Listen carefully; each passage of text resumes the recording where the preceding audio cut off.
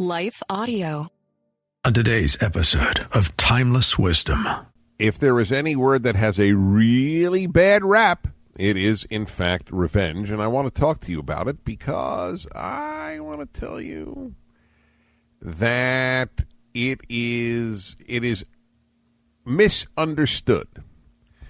So let's try to explain what revenge is and then talk about when it is it always wrong. Is having a desire for revenge a bad thing in a human, and so on?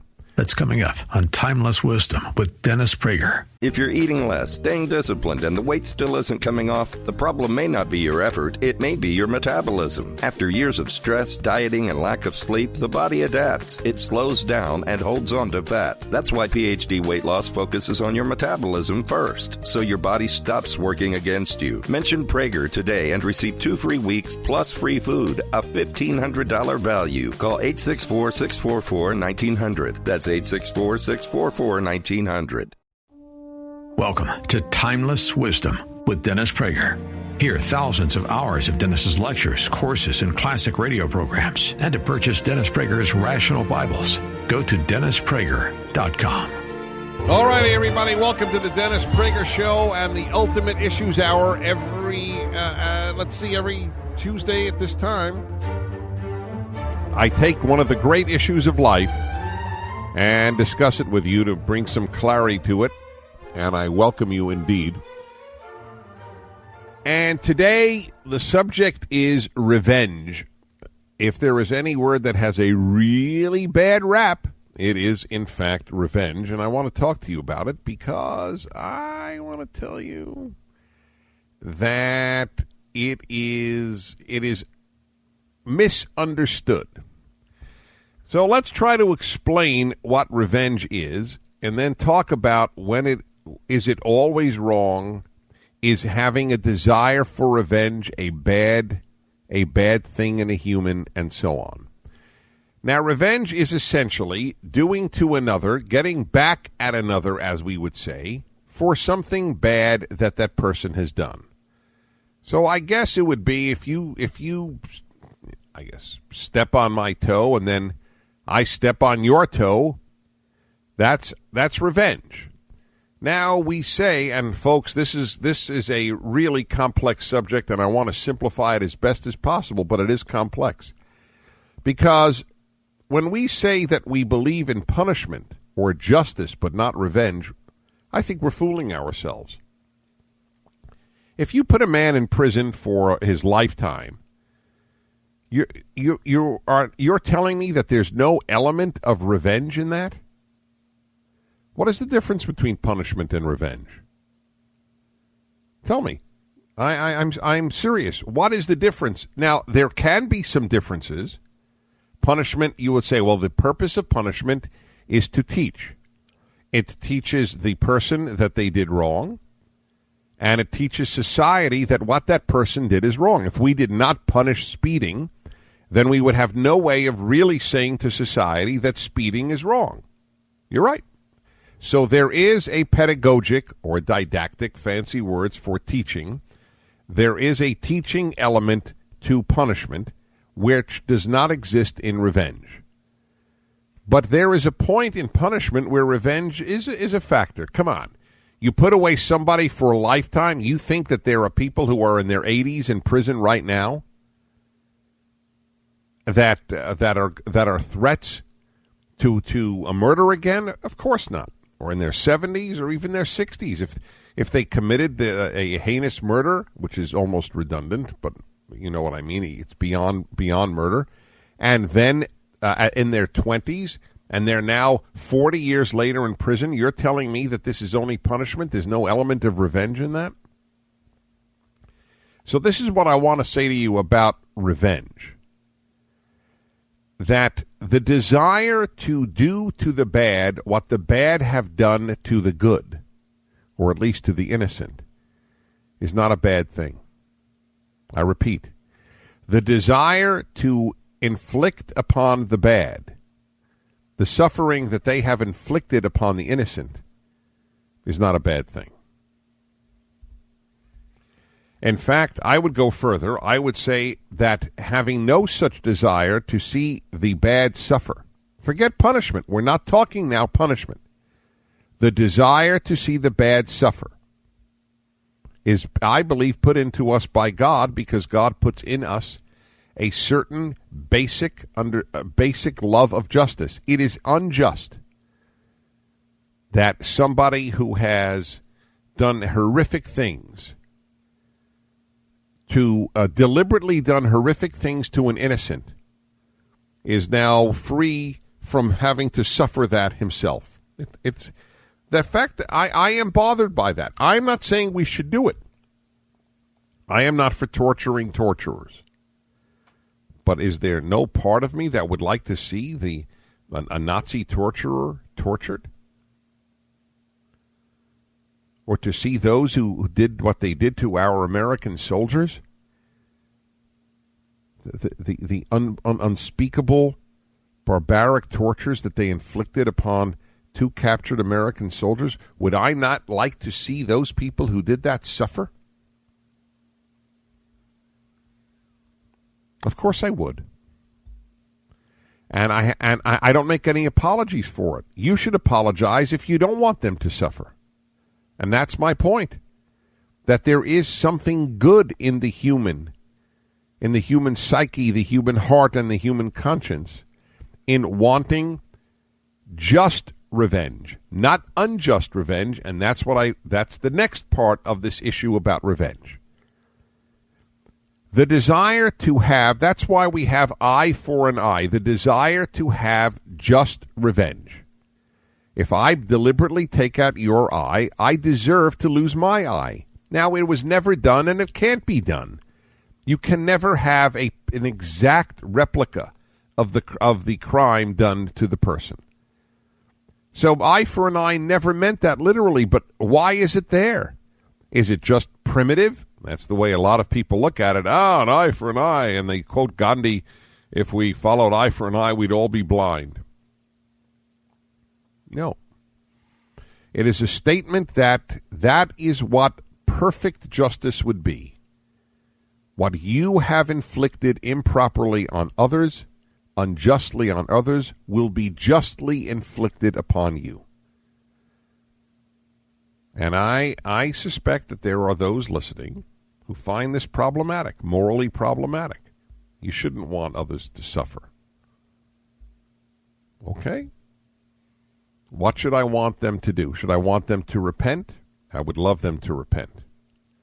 But I also have a belief that people who don't repent should have to feel some of the pain that they have inflicted upon others. And you have to tell me, why is that bad? Don't cite to me scripture. We're not debating theology. This is not a theology hour this hour. There are times when I have a theology hour, absolutely. But I want to know from you, I want you to be able to explain to me, why is it bad if I would like to see the bad suffer in some way because of the suffering that they inflicted upon the innocent? That's what I would like to know. See, there is a movement against any notion like this in our society. You know, you're primitive, this is base, this is animalistic, this is whatever it is. I don't see it that way. That is why it's one of the basic reasons that I am for capital punishment. You take a person's life deliberately, you don't deserve to keep your own. There's an element of revenge there. But it's just revenge. What is unjust revenge? Unjust revenge is you murder so-and-so, and then so-and-so's family murders your family. No, that's when revenge gets correctly a bad name. But I don't even know if revenge should even be the term for what was done then. That's just barbarity. Because what you have not, it's not a matter of revenge alone. You have done the same exact injustice. You have murdered the innocent. So what kind of nonsense is that? That we have. That humanity has had a great deal. That is why, by the way, eye for an eye, tooth for a tooth was such a fact of moral progress. Because it said one eye is only worth one eye, not two eyes, not a whole body, not a whole clan. It was, in fact, one of the great moral advances of history, what's called in Latin lex talionis, the law of eye for an eye. One eye is worth one eye. The eye of a nobleman is worth the eye of a poor person. It was a spectacular movement forward. 1-8-Prager-776, and we go to Christina in Tucson, Arizona. Christina, Dennis Prager, hi. Good morning, Dennis. I apologize if I sound out of breath. I'm getting ready to have baby number 7 in a few weeks. And it sounded like a few minutes. No, I just got off the treadmill, but I had to call you to say I deal with this issue with my children, and let me tell you how I approach it. Part of this issue is consequence for action.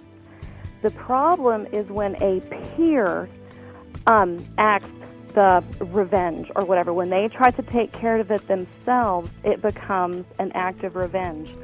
But when a proper authority takes care of the injustice or whatever, then it becomes not an issue of revenge, but an issue of correction. Oh, that's so interesting. Such an intelligent point, but I don't agree.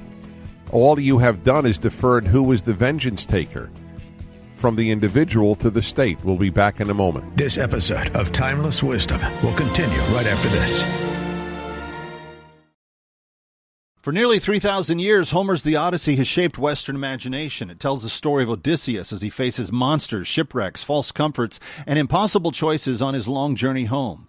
As one of the foundational works of Western literature, Homer's epic is more than mythology. It explores permanent questions about courage, duty, loyalty, family, leadership, temptation, and the search for home.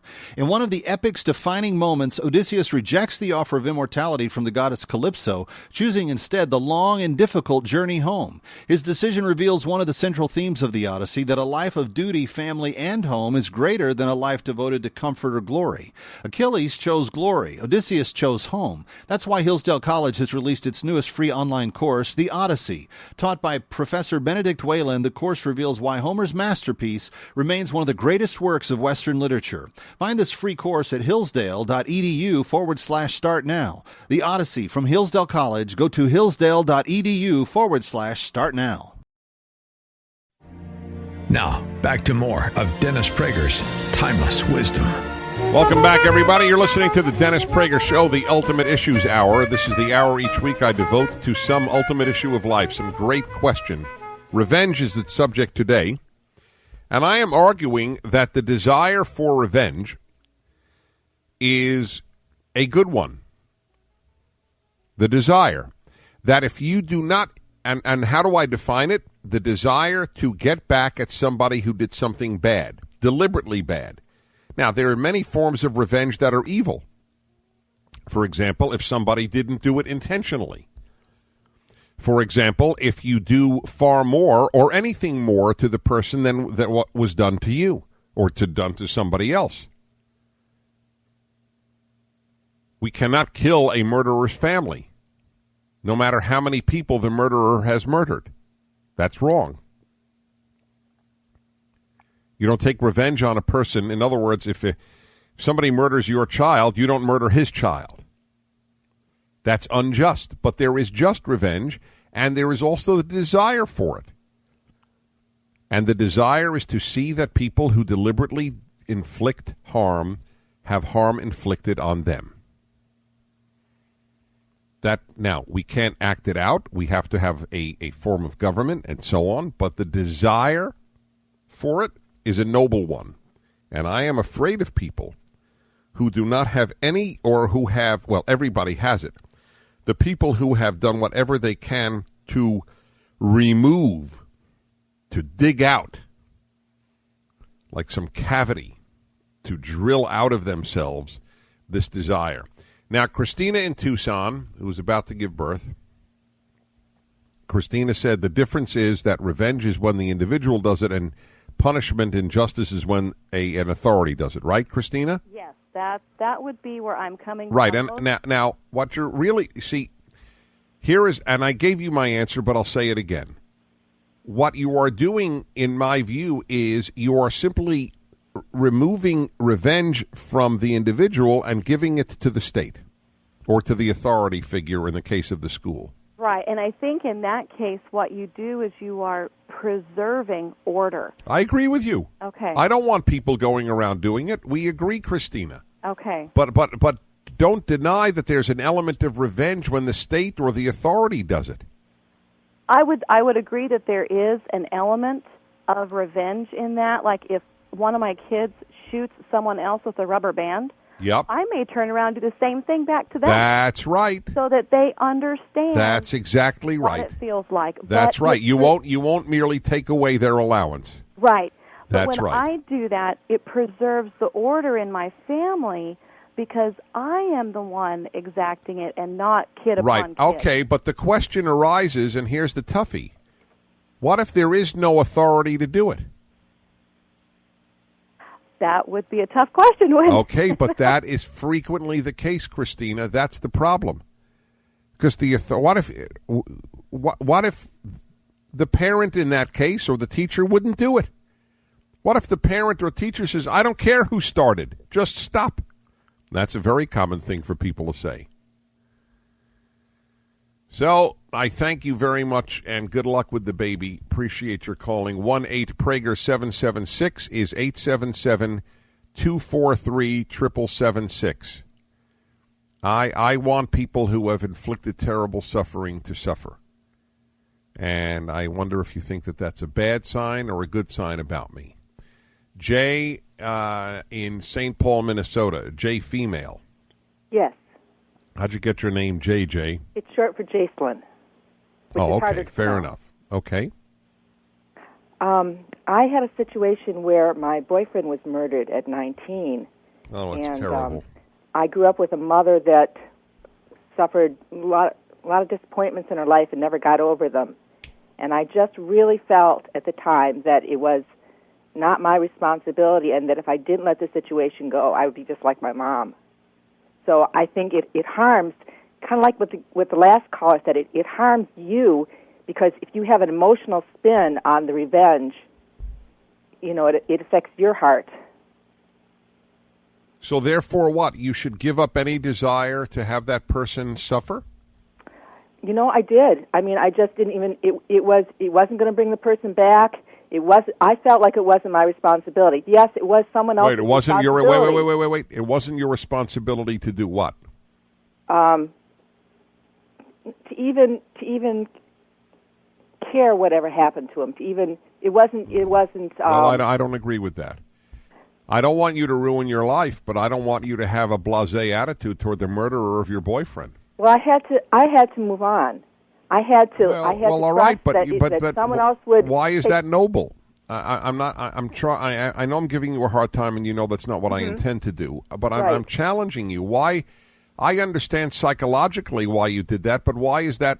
I'm asking what the noble thing. Revenge, the desire for revenge, is noble. That's what I'm arguing. The desire to move on is understandable, but not necessarily noble. I think that the person, needs to get off the streets would be for other people, but... So that's all you cared was that...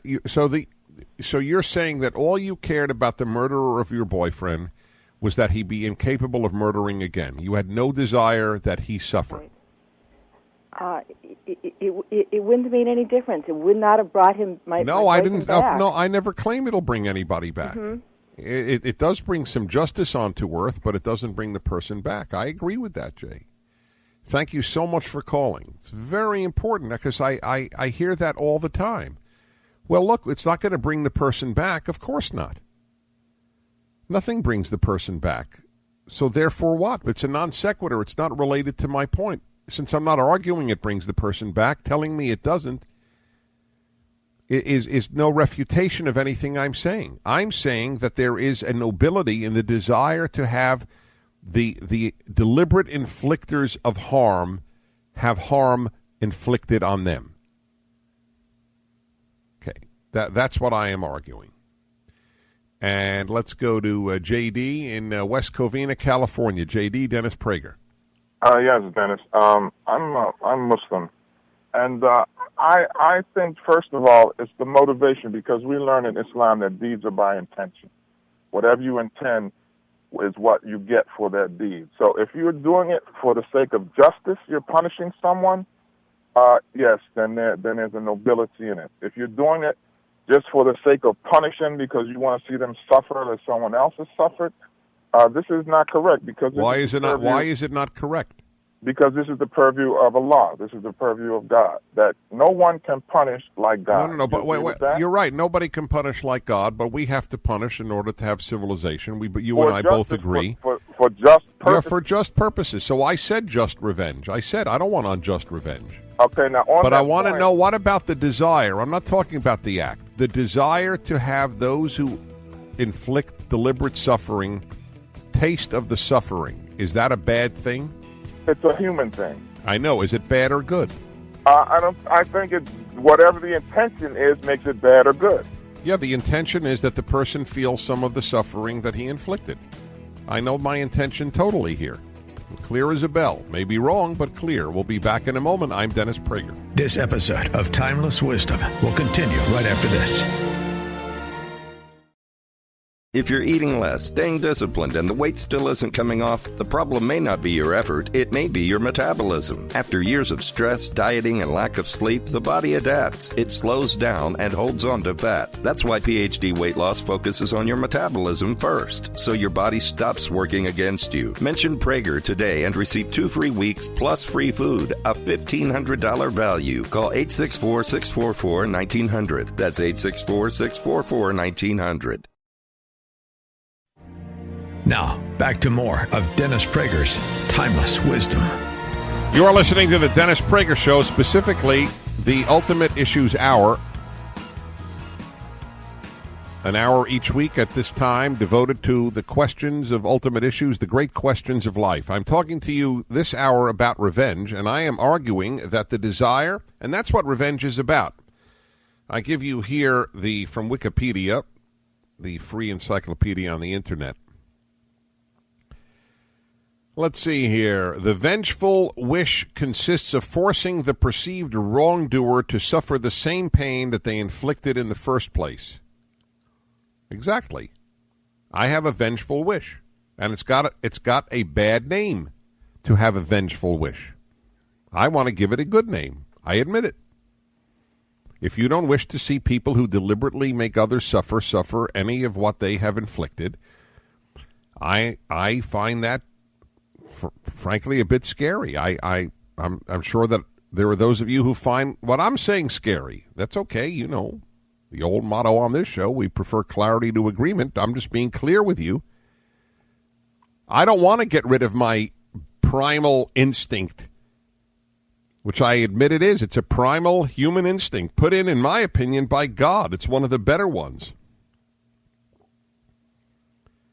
It is. It's one of our better instincts, that we would like to see those who inflict deliberate suffering feel some of the suffering that they have inflicted.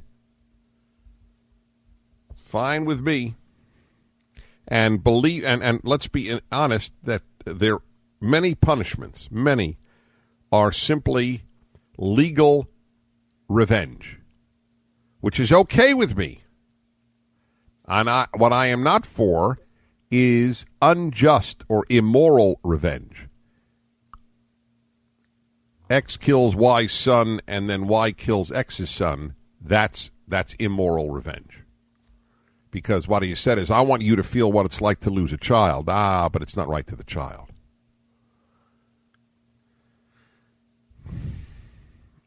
One 8-Prager 776 is 877-243-7776. And let's go to San Diego, California, and John. Hello, John. Dennis Prager. Hi, Dennis. Hi. I think that part of the problem comes in the fact that there really isn't any difference in the definition between vengeance and avenging and revenge. Because I think what you're talking about... Well, there isn't any difference. They're all the same root. But shouldn't there be? No. Isn't there a difference between vengeance and avenging somebody? No. Avenging is simply the verb of revenge. Okay, well then I have no point, because I was always thinking that revenge was something that was taken upon a person after they had already suffered the social consequences of their action, and somebody still took action against them even further. Yeah, yes, you're right when it becomes an action. I'm not even talking here about actions. I'm talking about the human desire. That desire is a good one. I don't want it extirpated from our conscience. That's my argument here. Oh, well, I would agree with you. Okay, wonderful. Thank you for calling. Yeah, that's my argument, because it's gotten a bad name, and I'd like to give it a good name. Just revenge as opposed to unjust revenge. I'd like somebody to call me up who believes that that my desire to see that the torturers of those American soldiers, or Nazi torture, or a whole host of people, or someone, or a child molester, not feel some of the pain that they have inflicted. That you think that desire of mine represents a somewhat of a low form of humanity, if you will. Apple Valley, Minnesota, Rochelle. Hello, Rochelle. Dennis Prager. Hi, Dennis. Thanks for taking my call. Thank you. This very topic has been a topic of conversation in our family over the last couple of weeks, because we have a son who wants to join the military because he's interested in that type of life and wants to learn how to be a special ops person, so that when he gets out of the military, he can then bring justice to people such as an African general who takes children into slavery there and uses them in the sex industry or just for his own tribe. And it makes my son so angry. I love your son. Well, we do too, but I don't know if it's the right motive to do that. He's afraid that if he just stays in the military, he'll never get a chance to wipe out these guys. Yes, that's right, but he won't get a chance to wipe out these guys if he becomes an accountant either. No. He has a better chance in the military, no? I agree. Well, okay, that sounds good to me. We'll be back in a moment. Are you enjoying Timeless Wisdom? We'd love to hear from you. Call 877-243-7776 and leave a review, share your thoughts, or just even an encouraging word for Dennis. Your voicemail might just make it on the show. That's 877-243-7776. That's 877-243-7776. Thanks for listening and for your support.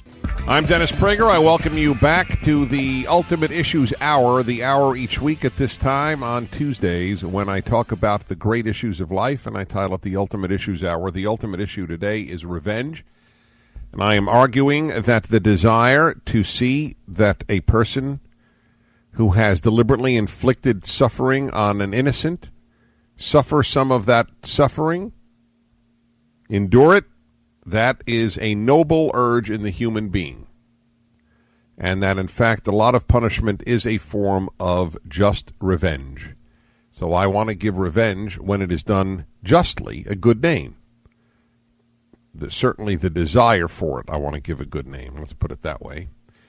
And we go to Costa Mesa, California. Jason, Dennis Prager. Hi, Jason. Hi, Dennis. Hi. First of all, let me just say that you're a intellectual father of mine, but Dad, I got to disagree with you. Great. I mean, it's just it's an inconsistency that I found in your reasoning that you're supposed to fight your animal urges, but in this case, you're saying go with it. Yeah, that's right. There are urges that we have to fight, and there are urges that we shouldn't fight, or we should channel correctly. Okay. Now, I mean, love is an animal urge, and I don't want to fight it. Although, I mean, even that can have expressions that are not good, need to be fought, but that's a separate issue. But the fact that it is I said it's a primal urge. I think it's put in there by God. I think we need to channel our urges so that the desire for revenge be a great desire for justice. But in this case, you're actually having someone else dictate what you would normally do. Who was the other? Who was the someone else? Like if someone you're revenging for or revenging against, you're having them dictate who you are, as opposed to would you normally do that act anyway? Well, yeah, but context determines what acts I would do. So, yes, I mean, we spoke to a woman earlier whose boyfriend had been murdered when she was 19. Right. She said that the thing that she was most concerned with was moving on in life, and I fully appreciate that fact. But I asked and therefore she really didn't care what happened to him, except she wanted to make sure he didn't kill again. Well, that seems to me a noble thing. I don't think it's noble at all. It's not. It's not noble to me. What's noble about it?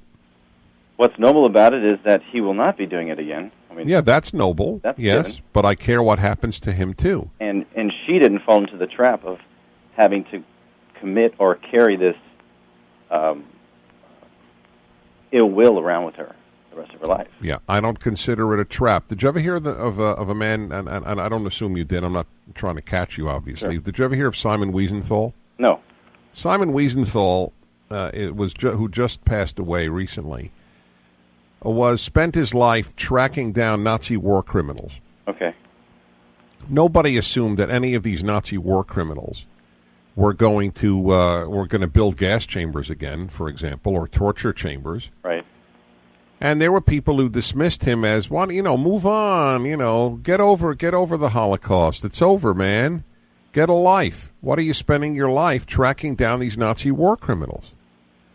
And yet, he said he was animated by the cries of the dead, and I believe that. And, if the purpose of life is to have no ill will or nothing bother you, then you're right. But I don't think that that's the purpose of life. No, I'm not talking about having ill will. But are you suggesting those were your words? Are you suggesting Rosenthal should, or is that his name, Rosenthal? Wiesenthal should hunt these people down and put them in gas chambers, eye for an eye? Or are you saying that just bring them to justice? Yes, but something be done. Yeah, but the woman was not speaking about that. She was speaking about making sure he doesn't kill again. Wiesenthal wasn't getting these people to make sure they don't kill again. Nobody thought they'd kill again. Right. He was trying to bring a completeness. That's right. Yes, and that's right. Right. But and an element of it was he wanted them to suffer. It wasn't. What does justice mean? Justice means part of justice is that what X does to Y happens to X. That's what I'm saying, that you can't fully separate between punishment and revenge. You can't. And because revenge has a bad name, punishment has gotten a bad name. That's why the Western Europeans don't punish people almost at all. They give terrorists a few years in prison. They give murderers a few years in prison. The man who came over to Monica Seles, remember that, the tennis star? He was a Steffi Graf fan, a German tennis fan, so he put a big kitchen knife through the shoulder blade of Monica Seles. And the guy was never put in prison. Man, we have to understand, and we know we're not vengeful here in Europe. We're not like Americans who believe in vengeance. We're enlightened. So what they do is they don't end up punishing because they understand that punishment is a form of vengeance. Of course it is. Let's go to, thank you so much, by the way. Appreciate your calling, Jason. And Philadelphia, Kevin. Hello, Kevin. Dennis Prager. Hey, Dennis. How are you today? Okay, thank you. All right, well, 2 years and 4 months ago, my best friend, closest person, he was, I'm not gay, but he was my soulmate in a sense. I totally understand that. I have that with men. I understand it. Go ahead. Well, Easter Sunday in 2004, he was walking home when two guys ended up shooting at each other, and one of them hit him. The guy who hit him got away through help of his mother, by the way. And now, since then, he's run over a police officer with his car, and he has done a couple other crimes as well. And for anybody to believe that they should forgive him is disgusting, because the uncivilized do not live by the civilized rules, and therefore they can't be, regulated. They can't be controlled by the same standards that all right. hold each other to. Kevin, you're right, and my heart goes out to you. The loss of a close friend is horrific. But we're not talking forgiveness here. I'm trying to be as narrowly focused as possible so that we don't stray onto that other subject. And, Alan, we should put down forgiveness as a subject for an Ultimate Issues Hour. I thank you, Kevin. No, the issue here is not forgiveness. It is whether or not the desire to see the bad suffer, what they have done, is that a bad desire? This episode of Timeless Wisdom will continue right after this. If you're eating less, staying disciplined, and the weight still isn't coming off, the problem may not be your effort, it may be your metabolism. After years of stress, dieting, and lack of sleep, the body adapts. It slows down and holds on to fat. That's why PhD Weight Loss focuses on your metabolism first, so your body stops working against you. Mention Prager today and receive 2 free weeks plus free food, a $1,500 value. Call 864-644-1900. That's 864-644-1900. Now, back to more of Dennis Prager's Timeless Wisdom. You're listening to the Dennis Prager Show, and I thank you for doing so. Final segment of this edition of the Ultimate Issues Hour, where we talk about a great subject in life. Revenge is the one here, the desire to see people who deliberately inflict suffering suffer themselves. I think it's a good desire, and we can't act on it most of the time. We do through legal punishment, which is often partially revenge. Life imprisonment without the possibility of parole is not just punishment, and is not just keeping the dangerous off the street. It's an element of revenge. All righty, Chicago, Andre. Hello, Andre. Dennis Prager. Yes, hello. Okay, if I'm understanding correctly, your argument is that the inclination for revenge is correct, not the act of, right? That's right. Okay. Oh, the act of is also correct if we understand that part of punishment really is revenge, and we be honest with ourselves, like life imprisonment without the possibility of parole. But how That's to make the murderer suffer, because nobody believes that a 70-year-old who committed murder when he was 25 is going to commit murder again. Yes, but how do you properly separate the act from the inclination? For what you believe, do you not act on it? So if you believe, if I acted on all my inclinations, I would be in prison. Yes, but there are people out there that act upon their inclinations. I mean, I'm not disagreeing with you that the thought of revenge. That's why we have to teach people how to control their behavior. But I am not going to ask people to control their behavior by rooting out all of their inclinations. Then we're less human. I want to remain. Yeah. Sorry? You become an automaton. That's right. Excellent, Andre. That's exactly right. We become automatons. But okay. But if you do what you say and you weed out and you become automatons, society would be better per se. But the act of revenge. Well, it'd be better per se if we all became flowers. Nobody would hurt anybody. You're good, Andre. Very good. I appreciate that call a lot. Kathy in Minnesota says, when our son was in 5th grade, a bully kept hitting him. School wouldn't do anything, so I told my son to hit the bully back, and that ended the bullying. Kathy, I would hug you if your husband allowed it. That's exactly right. You see, we've gone to the other extreme. That's what's happened.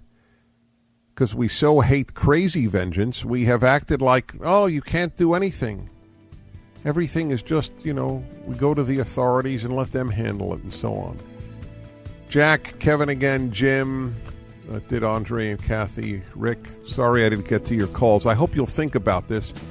And the whole issue of our instincts. There is a nobility to many of our instincts. Doesn't mean we can always act on them. This is Dennis Prager. This is the Ultimate Issues Hour. Tomorrow on Timeless Wisdom with Dennis Prager. Folks, when you were dating the person that you married, Did you do everything possible, if you wanted that person, obviously, did you do everything possible to win their love? It's a rhetorical question. The answer is yes. You acted nicely, you were kind, you looked your best, just to give 3 examples. Why? Because you knew if you didn't work on all those things plus more, then you wouldn't win that person whom you wanted to be your husband or your wife. Question number 2, rhetorical question number 2 for that matter. Why did you stop doing that once you were married?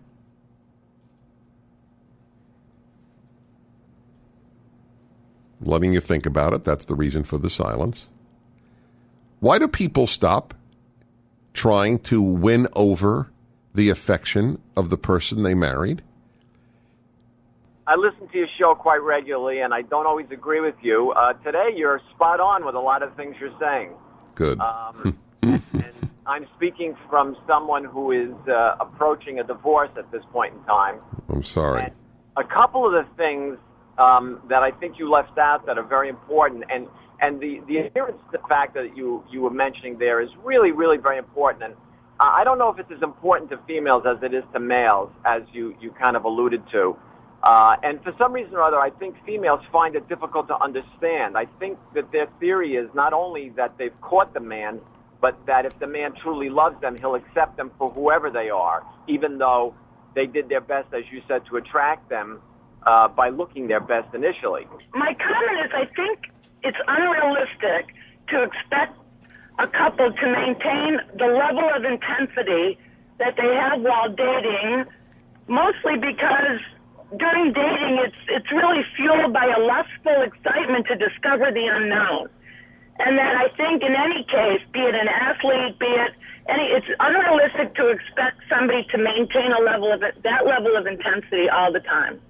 Well, I think the answer is I think most people are lazy and selfish. And, people just want to do what they want to do. Marriage is extremely hard work. When my wife and I first were married, we were both extremely selfish, spoiled people. And we went to marriage counseling on and off for 8 years. Sometimes twice a month, sometimes once a month, and then it became more of like a maintenance thing after 5 or 6 years. But we've learned how to resolve conflict in a respectful way, and we've become great partners out of it and great friends out of it. We both take care of ourselves, and we do. We keep the romance up there. And if you're just going to be lazy and just be a pig, you're going to be divorced. Join us tomorrow to hear more on Timeless Wisdom with Dennis Prager. Visit DennisPrager.com for thousands of hours of Dennis's lectures, courses, and classic radio programs, and to purchase Dennis Prager's Rational Bibles. We want to take just a second to thank the team at Life Audio for their partnership with us on the podcast. Go to lifeaudio.com to find dozens of other faith-centered podcasts in their network, including shows about prayer, Bible study, parenting, and more.